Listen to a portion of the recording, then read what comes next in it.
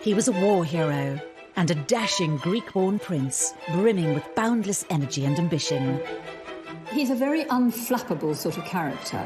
He's a real leader. Yet when he married Princess Elizabeth in 1947, his life changed forever. And when she was crowned queen, his role became to serve and support her. Prince Philip had to bow down and pay homage to his wife. I, Philip, am your liege man of life and limb. It's a role he's dedicated almost 70 years to. It's been a challenge for us, but by trial and experience, I believe we have achieved a sensible division of labour. Why did he choose this life? And how have the requirements of duty sat with a man who is fiercely independent, opinionated and self-sufficient? He is someone who doesn't take easily to compliments, but he has quite simply been my strength and stay all these years. He's a curious mixture of being blunt, really quite rude at times, and very sentimental, very deep thinking, very inquisitive. Just how did Philip carve out a role as the king without a crown?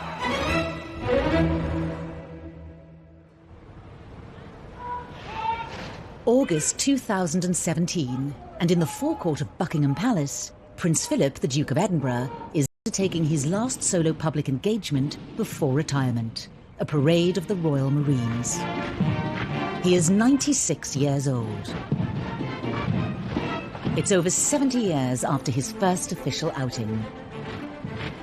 In those years, he's packed in over 22,000 such events. He's been admirable in every sense and completely supportive of the Queen, and she would be the first to say that she really would have been very difficult to do it without him. There is this sense that she's only really been able to be as successful on the throne because she's had Prince Philip by her side supporting her. For those who believe that the monarchy is of some use to this country, he's an immensely important and influential figure. It's been a long, strange journey for the boy, born a virtually penniless prince of the Greek royal family in 1921. The thing about Prince Philip is that he never really had a home, or at least not for very long. Although he was born in Corfu, on the kitchen table, he wasn't there for very long and the family went into exile. They lived in Paris until he was about 8, but then when his mother became ill, his father decided to kind of close down the house. He suffered so much. His mother had been locked up in an asylum, his father had been an unfaithful man, and pretty much left Philip to fend. They just pushed him around like a parcel. Relatives and benefactors paid for his schooling in Scotland. And then, influenced by his mentor, Lord Mountbatten, the young Philip opted for a naval career, enrolling at the Training Academy in Dartmouth. Health and muscular control are still important branches of naval training. The disciplined military environment suited Philip's temperament and provided some stability, something his own family had been unable to do. He was a very outdoorsy person. He loved playing cricket. He enjoyed running. He was always very competitive, so he enjoyed sport as long as he won. Philip became a star cadet and was an obvious candidate to entertain the two young princesses, Elizabeth and Margaret, when their parents, the King and Queen, came to visit. While they were at the captain's house, in walked Prince Philip, who sort of suggested that they go outside. Princess Elizabeth was enraptured, and she never really took her eyes off him for the whole visit. She was just entranced by him. She was 13, he was 18, and he was this glamorous, handsome young Viking naval cadet about to go off to war. I mean, how was that not going to win the heart of this young girl? There was no way that she wasn't going to fall in love with him. But with war in Europe starting only months later, events soon took over their budding friendship as Philip sailed off to do battle. He saw action as an officer on HMS Valiant in the Battle of Matapan in the Mediterranean in 1941, where the British fleet trounced the Italian navy. He acquitted himself with great sort of bravery and great quickness of thought, and he was definitely seen as one of the rising stars. And as the war drew to an end, Philip fully expected to continue his rapid promotion through the naval ranks. He certainly had a good war, and of course a young, good-looking naval officer who'd had a good war Absolutely the epitome of everything that was respected, respectable and wonderful come 1945.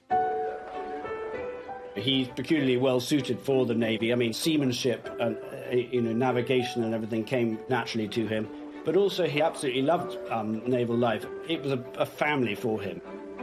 And on the home front, his friendship with Princess Elizabeth, who was by now 19, had turned into a fully fledged romance.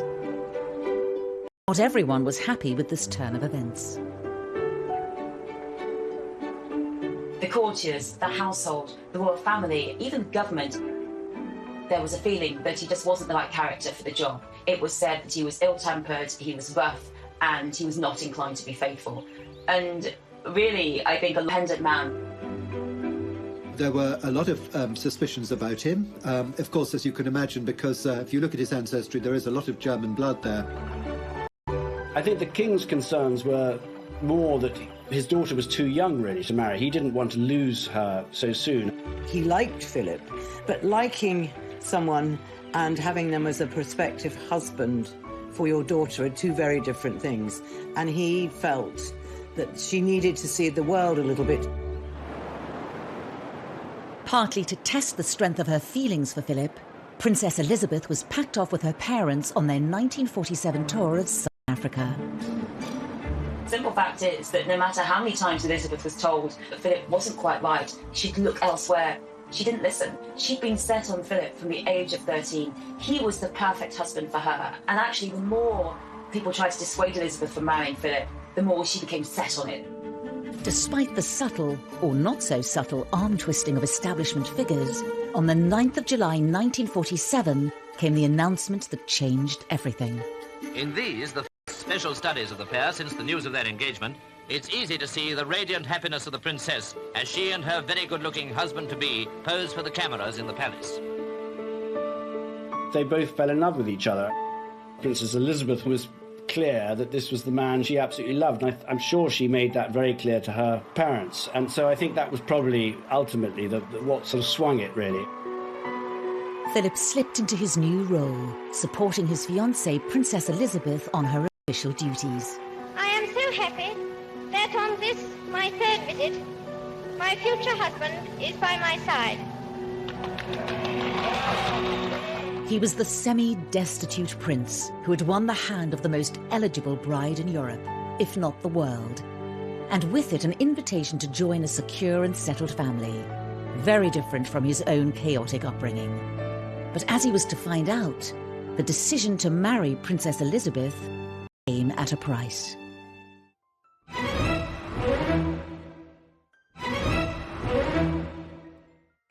The 20th of November 1947, and all eyes were on Westminster Abbey. Thousands had assembled overnight, all eagerly waiting to see and to cheer the royal processions on this day of their own princess's marriage. Churchill described it like the first bit of colour to sort of happen after the war. It helped to cheer everyone up. You know, London was still a sort of bomb site, basically. Rationing was still in place. People had gone through a difficult time during the war. The country was drained and exhausted, yes, absolutely exhausted. In 1947, people became swept up with the euphoria of it, and suddenly this wedding of this gorgeous young couple was something that people could focus on. There's this beautiful wedding with a lovely gown and bridesmaids and all the things people had missed in the 40s and the late 30s. But when it came to compiling the guest list, there was one decision that indicated just how sensitive the establishment was to Philip's background. Prince Philip's sisters were not invited to the wedding because they were married to quite high-ranking German officers, one a member of the SS. His father had died during the war, so the only member of his family there was his mother.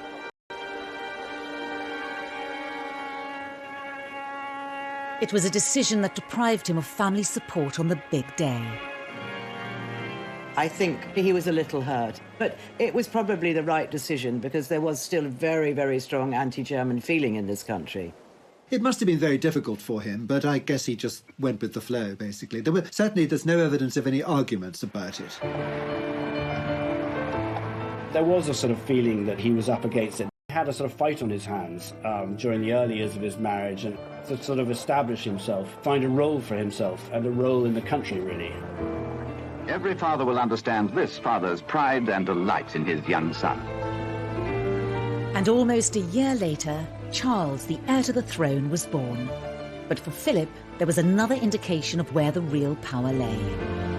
It had been decided by Churchill and others that the couple's children wouldn't take his family name, Mountbatten, but hers, Windsor. He said, you know, I'm nothing but a bloody amoeba. Some sort of happier compromise might have been found, but I think it definitely, you know, it created problems in the marriage, I think. Now, Prince Philip did actually argue against this, so I think it was an unhappy moment for him. As life settled down, Philip faced the question, what was his new role? He made a few tentative forays onto the public stage. Boxing at the Royal Albert Hall, and the Duke of Edinburgh was the guest of honour at the London Boys Club Championships. I'd like to say how delighted I am in that capacity to see this hall so full of people, obviously well-wishers of the London Federation of Boys Clubs and of the Boys Clubs throughout Great Britain.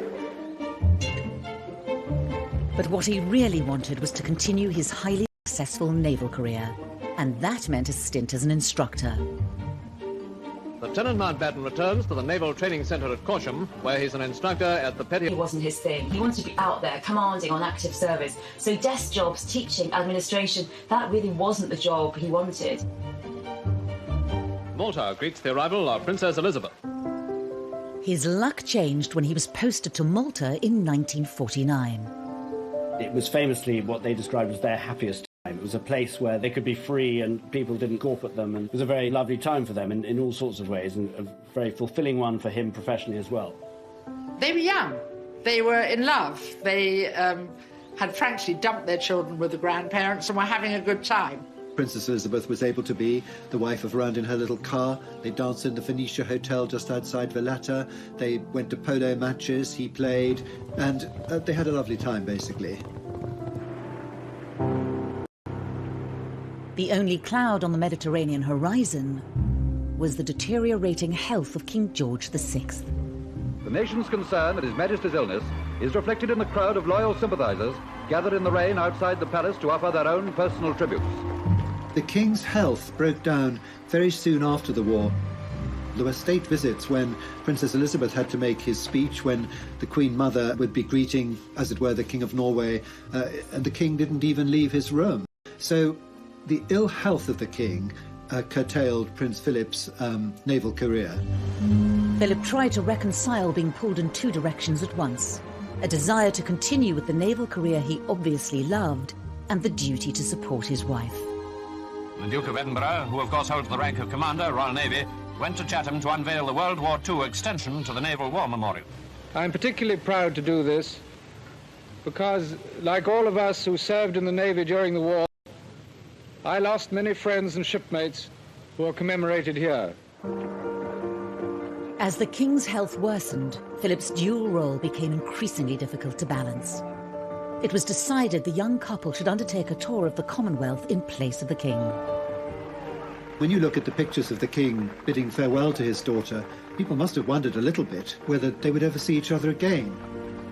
Although Elizabeth and Philip were deputising for the King, they didn't necessarily know how ill he was. I think that both Elizabeth and Philip thought that he would continue, although much weakened in health, for many years to come. And it was while the Duke and Princess Elizabeth were staying in a lodge in Kenya that news came through which changed Philip's life forever. The death of George VI was a huge shock. Prince Philip looked as though the world had ended.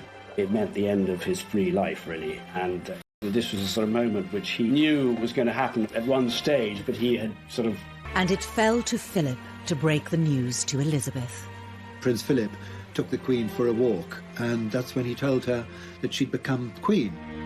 Elizabeth had always been so devoted to her father, and to tell her in the middle of a tour that her father was dead and she had to go back to be Queen must have been a quite devastating job. The tour was abandoned and the couple returned to the UK, leaving their old lives behind in Africa. They flew back almost immediately, and there's that very poignant pictures of the Queen coming down the steps in black, as a young queen almost coming to claim her kingdom. For Philip, this was the moment when he realised that he was now going to be consort, and his role now was to walk 2 steps behind the Queen. And it was really a very difficult moment for him. I think it would have been difficult for many men in the 50s to have to walk behind their wives, to be the consort, to be the support. Had he been allowed to continue with his career, he might very well have reached the position of the most senior man in the Navy, because people who sailed with him did think that he had the talent possibly to have become First Sea Lord on his own merits.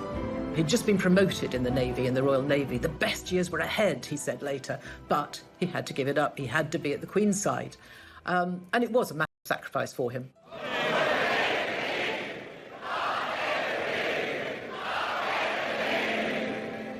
Just over a year later, Queen Elizabeth was crowned in Westminster Abbey. It was a fantastic and glorious occasion, the like of which will never be seen again, because there simply aren't all those people in uniform anymore, I'm afraid. But it was wonderful, a wonderful occasion, and very exciting. And this time, Philip, as chairman of the Coronation Commission, was able to ensure his 3 sisters were on the guest list to witness the extraordinary pageant. Prince Philip had to bow down and pay homage to his wife, and he said he was her liege lord. Faith and truth I will bear unto you, to live and die against all manner of folk, so help me God. That was a symbolic moment when he really had decided that his life was going to be dedicated to her life, which was dedicated to the monarchy. So basically, they'd both given up everything for duty, because there was no point in her giving up everything for duty if he wasn't prepared to do the same and support her. He was completely happy to kneel before his wife, and he just went through it like everybody else. The course of the rest of Philip's life was now set, to serve the Crown and the Queen. Philip is due home tomorrow from his tour of South America, a tour of 60 days and 36,000 miles. With characteristic energy, Philip threw himself into making royal visits abroad. He was never going to be the sort of person who would be happy sort of just slinking away to Balmoral or Sandringham and sort of spending his life shooting pheasants and, pottering around the farm. So he developed a useful role promoting British business and technology. He goes to nuclear reactors, goes to glass-blowing factories making all kinds of products all over Britain. Philip had a really personal interest in the technology and intricacies of business and manufacturing. When Prince Philip first started making tours of inspection, his thoroughness was often inclined to startle. But now we're used to his rather specialised approach, and we see him here showing his particular interest in industry. Where he became very effective was going out and about and giving speeches, and his speeches were widely admired and sort of reported on the press. Ladies and gentlemen, it is clearly our duty as citizens to see that science is used for the benefit of mankind. For what use is science if man does not survive? There's a sort of impatience in him, which is impatience with people who are stuck in their ways. He's innately curious, and I think that's a great attribute, actually. He's a man with acquired wisdom on very, very many subjects. And there's one initiative virtually everyone agrees was a great idea. The Duke of Edinburgh's award scheme proves that the life of modern youth isn't all pop music, long hair and punch-ups. He recently presented gold awards to 127 girls and over 750 boys. Since its launch in 1956, over 6.5 million young adults have developed their confidence and skills by taking on physical, social and charitable challenges in their desire to earn a bronze, silver or gold award. Just got to talk to these young people who come from every walk of life and find out what they've done and the excitement they've done, the adventures they've had getting these awards, to realise that it is a great achievement that he started this scheme, and it's very much of his character. The presentation took place in the gardens of Buckingham Palace, something of a thrill for all the youngsters. Whatever his personal feelings and frustrations, Philip was reconciled to his role supporting the Queen, was father to 4 children, and the monarchy seemed secure for another generation. Philip's life seemed as settled as anyone's could be in his extraordinary position. But soon the settled life would be tested to its very limits, and the test would come from inside his own family.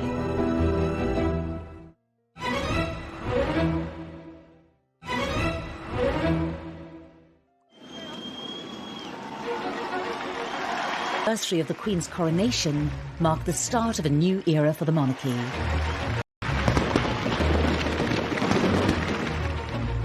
The year before had seen the Duke of Edinburgh and the Queen welcome the birth of their first grandchild to Princess Anne.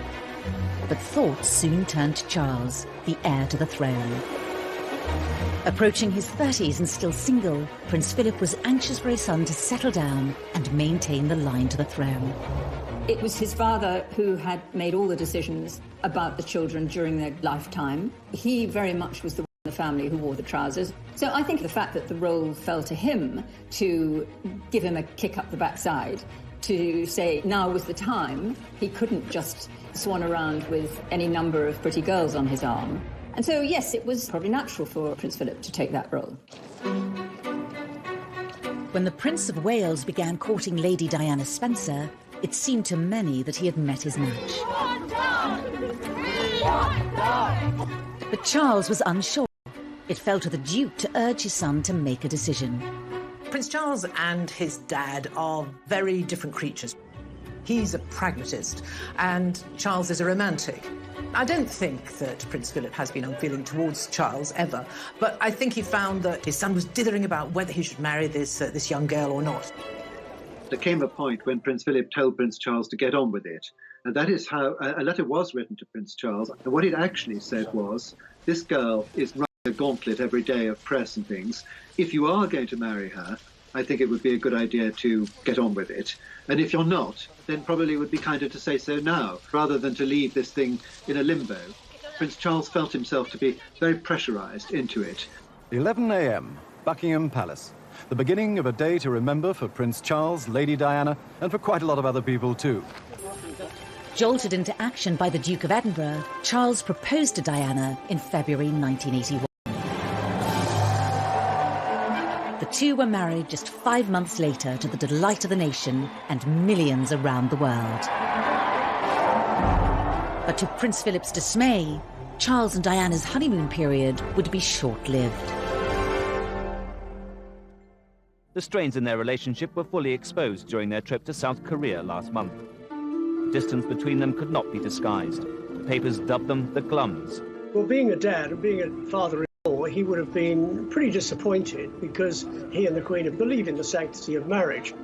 There was disappointment that this great expectation in 1981 of this mammoth wedding, which was everybody billed it as a fairy tale wedding, should sort of suddenly crumble in the mid-80s. To counsel the once happy couple. He wrote letters in which he tried to be a marriage counsellor, if you like, and she wrote back always saying, dearest Pa was the way she started letters, and she said, I think you really underestimate your skills as a marriage counsellor. And she also said, whatever happens, I will know always that you care. This is Prince Philip, husband, consort of the Queen, father of the Prince of Wales, who is heir to the throne.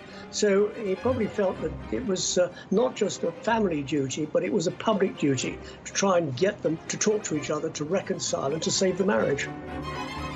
No two marriages are quite alike. I think that the main lesson that we've learned is that tolerance is the one essential ingredient of any happy marriage. It may not be quite so important when things are going well, but it is absolutely vital when things get difficult. Despite Prince Philip's attempts to mediate, Charles and Diana separated in 1992. It is announced from Buckingham Palace that, with regret, the Prince and Princess of Wales have decided to separate. It was just one of a series of marital setbacks to hit the royal family that year. The Yorks' apparent separation leaves two young children in an unprecedented position so close to the throne. To see your children go their separate ways and to suffer and to do so publicly, it was very difficult for them. Probably a little frustrated that they just couldn't get on with it, because that's the kind of man he is. He's a man who gets on with things. I sometimes wonder how future generations will judge the events of this tumultuous year. The marriage finally cracked amid rumours the princess had been secretly meeting the dashing naval commander Tim Lawrence. He was exasperated that all these things were going on within the family, none of which was the fault of the Queen or Prince Philip, but was having repercussions on the Queen in that the media was saying, well, why can't she control her family? Well, if your son is 40-something, you don't tell a 40-year-old how to behave. You hope that they're going to be able to do it themselves. It has turned out to be an annus horribilis. But after the breakdown of 3 of their children's marriages, in November there would be yet another blow to the Queen and the Duke of Edinburgh. There are no words that can describe this scene. The sky aglow above Windsor tonight as 1,000 years of history takes flame. The Windsor Castle fire was a huge personal tragedy for the Queen. It's a much-loved home, and I remember being there and watching her in the courtyard the morning after the fire, walking amongst the smouldering timbers, and I felt really sorry for her. She seemed like a rather sad old lady at that moment. But things got worse because the government said that they would pay, the taxpayer, in other words, would pay for the repairs at Windsor. Why should we pay? Government don't pay, we pay. The Queen and Prince Philip were dropped into it, beyond their necks, right up to their eyebrows. With the Queen at the centre of press and public criticism, she would need Philip in his dual role as husband and consort more than ever. Philip was in Argentina when the fire broke out, and he spent long hours that evening on the phone to the Queen, trying to comfort her because she was absolutely distraught by what was happening. Philip decided he would take a leading role in the restoration project, and it's just the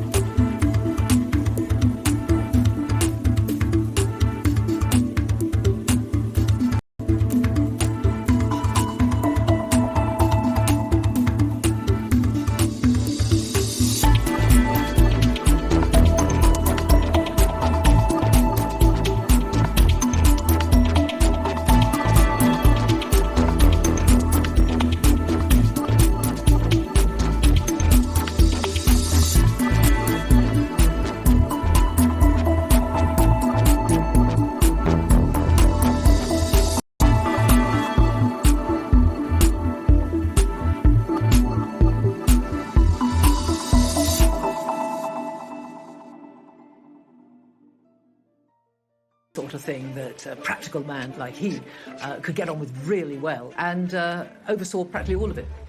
And I think that was hugely important moment within their marriage, really. Metaphorically, he couldn't mend his children's marriages, but what he could do and be useful doing was restore Windsor Castle. We have reports from Paris that Diana, Princess of Wales, has been killed in a... The sudden and shocking death of Diana in Paris was another terrible setback. The surgeons fought for 2 hours to restart her heart. At 3 o'clock this morning, London time, they admitted defeat and announced that Diana, Princess of Wales, was dead. The decision to remain at Balmoral in the days that followed caused public uproar.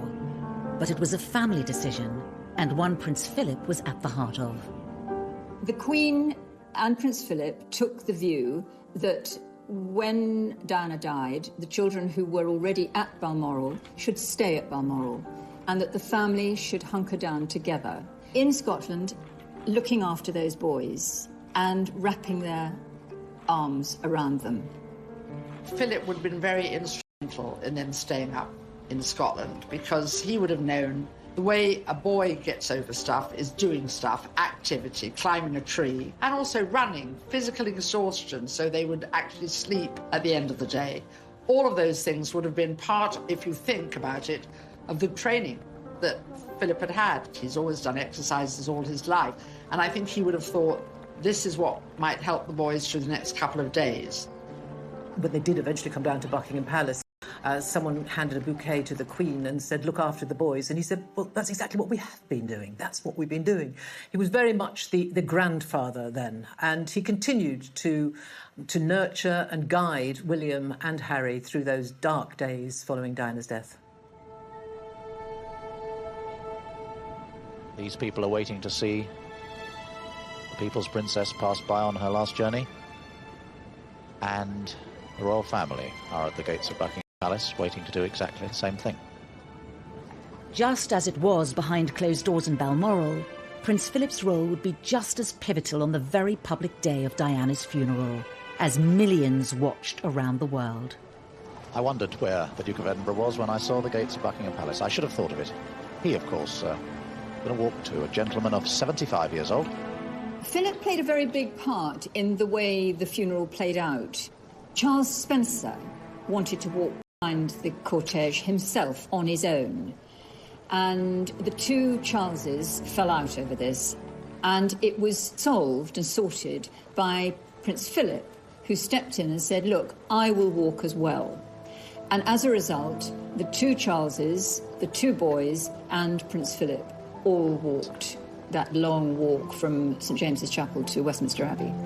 There was controversy over whether or not the boys should walk behind their mother's coffin. There was some pressure, I think, from Downing Street that they should be seen to do so.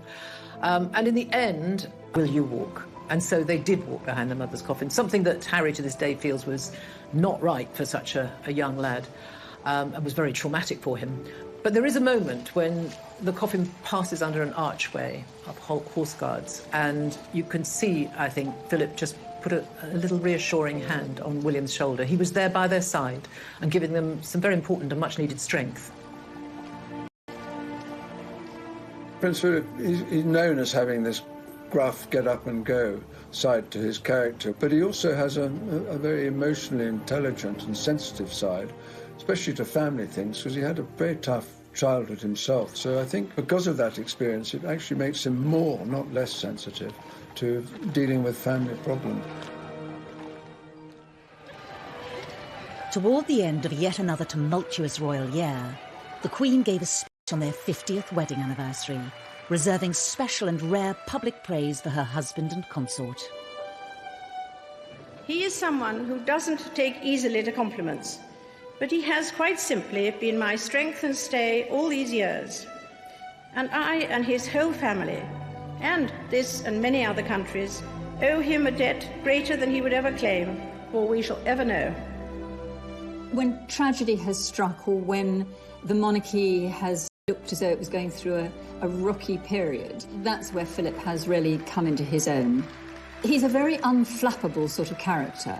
He's a real leader and a tower of strength. The Duke had been instrumental in helping the Windsors navigate the most turbulent years of the Queen's reign. And thankfully, brighter times were ahead. By 2002, the dark clouds over the royals lifted, as the British people came out in their millions to celebrate the Queen's Golden Jubilee. Prince Philip was, as ever, by her side to share in this momentous occasion. If ever the monarchy came close to real serious difficulty, it was during the 90s. But really, by 2002, the reception that the Queen got for her Jubilee just made all of that decade's disaster go away, really. For Prince Philip, as the strength and stay of the monarch all of these years, he wanted a milestone himself, and 50 years on the throne was significant for him as her partner and right-hand man. He also enjoyed seeing the crowds, so he was very much in tune with those who were coming out well-wishing and enjoying it on behalf of his wife. And suddenly it seemed like they were having a royal renaissance. The royal family's popularity was at a high, thanks in no small part to the Duke of Edinburgh's unerring support. But fresh challenges would be just around the corner for the Queen's loyal consort.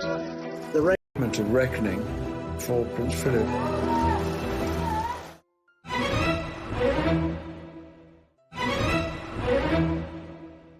Happy birthday to you.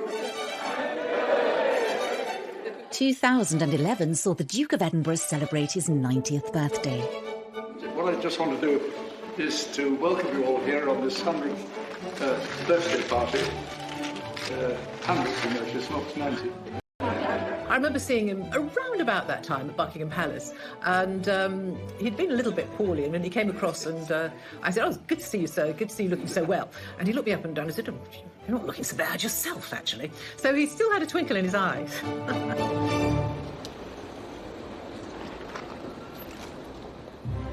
The Queen had a fitting birthday gift lined up for her husband, awarding him the post of Lord High Admiral of the Navy. Philip, Duke of Edinburgh, as we seek thy blessing upon him as Lord High Admiral. Obviously, he'd much rather have stayed in the Navy and earned that title, but he knows that that wasn't to be. He had another job to do, and that job which he took on and which he's adhered to all these years is simply to support the Queen in everything she does, first and foremost. Although when asked that, I mean, he said, regrets? What's the point of regrets? You know, there's no point in regret. See, practical man, no point in regretting. This is what it is. Get on with it. Nothing typified the Duke getting on with it more than the rain-soaked Diamond Jubilee of 2012. But on this occasion, Philip's dedication to duty came at a price. He stood there in the rain, as did the Queen. There seemed to be no shelter at all, and unfortunately the next day he was taken to hospital with an infection, and we realised that he wasn't going to be able to take further part in the Jubilee celebrations. It was a journey they should have made together, but today the Duke of Edinburgh's place was taken by Lady Diana Farnham. To many, it was a sign of things to come for the 90-year-old consort. That first time we saw her without him, and you knew that he would have been normally his normal 2 steps behind, we suddenly thought, oh, is this how it's going to be? The Prince of Wales and the Duchess of Cornwall joined her on her carriage procession. But Prince Philip should have been there, and it did not feel the same without him. In 2017, the Duke of Edinburgh brought the curtain down on over 65 years of royal service. At one of his last engagements, someone said, "Oh, I'm sorry to hear you're standing down." He said, "I'll stand up." He was feeling physically that maybe he should take it slower. But stand up he did. For the last of his stints as royal consort. And again, it was one of those days, if you hark back to 2012, that river pageant, it was chucking it down. Well, it was raining. It wasn't quite chucking it down, but he was in his raincoat and he had his bowler hat on. And he went out there at 96 to meet the soldiers, representatives of the Royal Marines and the officers, to say goodbye. And that would have been quite a wrench for him because he'd been Captain General of the Royal Marines, so it was pretty important.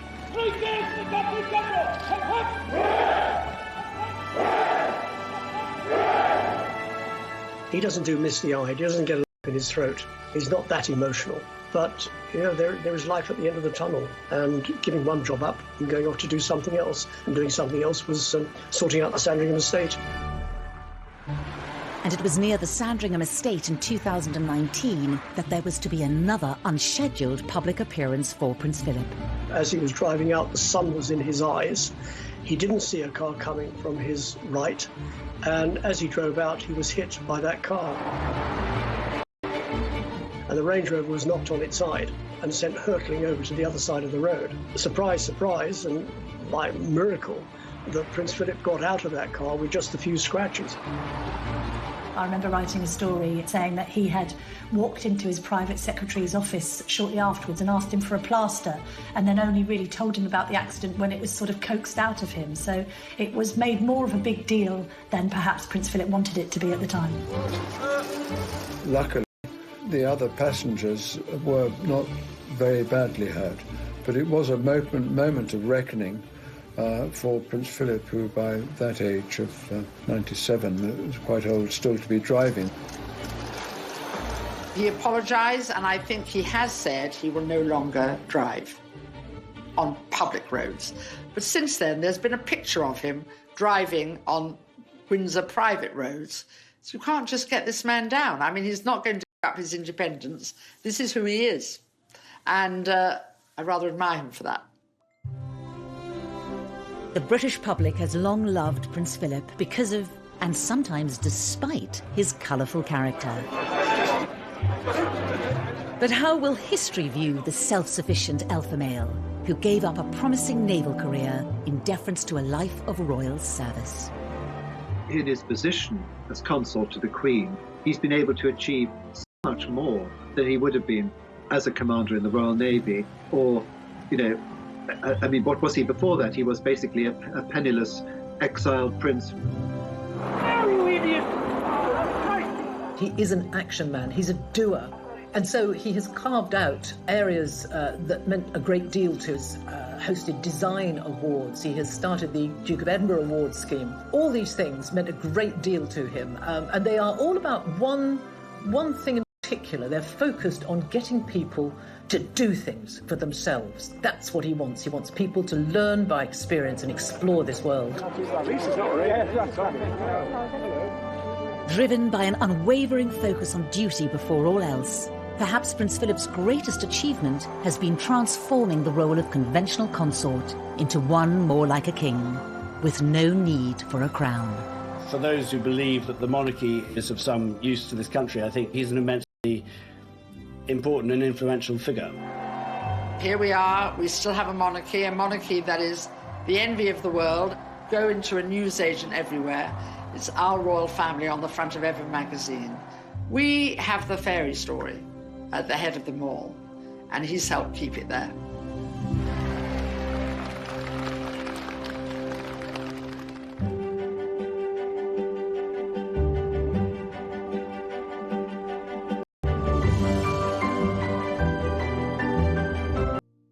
Most eligible bride in Europe, if not the world, and with it an invitation to join a secure and settled family, very different from his own chaotic upbringing. But as he was to find out, the decision to marry Princess Elizabeth came at a price.